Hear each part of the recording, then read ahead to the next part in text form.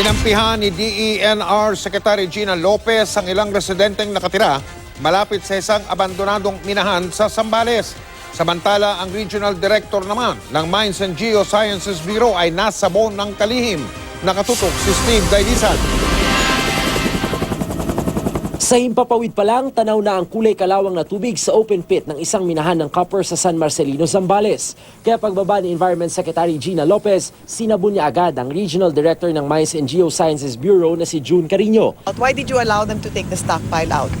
Well, actually, the first MOU... Actually what? I already said they cannot take away the stockpile unless they pay 2 million pesos for every farmland that has been devastated out of the rehab area. Now you tell me, is this a good idea or is this a good idea?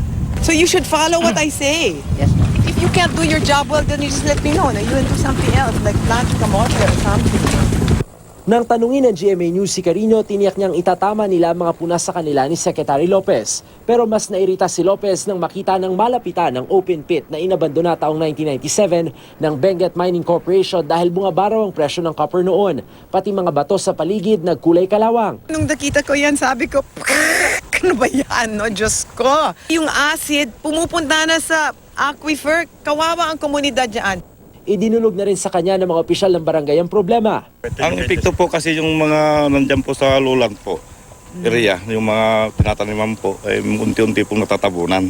Waste material po na... Of them. The waste material of the mining goes here. Yun po yung unti-unting tumatabon po yung daan doon, papunta doon po sa barangay namin, sa Buhawin po. Kawawa po yung mga residents po dyan sa may sitios.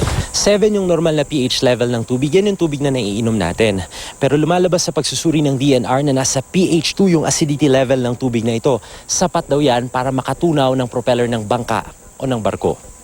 Ang soil dam na ito ang tanging harang ng tubig ng lawa mula sa open pit. Pero pangamba ni Lopez baka tumagas ito at bumuho. Kaya pag-aaralan daw ng DNR kung kailangan patibayin ng soil dam para iwas peligro. At dahil sa hindi raw maayos na maintenance, I would suspend this, no? depensa ng Benguet Mining Corporation, hindi raw nila kailanman naging pag-aari ang minahan. Sila lang daw ang nagpatakbo ng operasyon nito pero ibinalik na nila sa pamilyang nagmamay-ari noong pang 1997. Mula sa San Marcelino, Zambales, Steve Dailisa, Nakatutok, 24 Oras.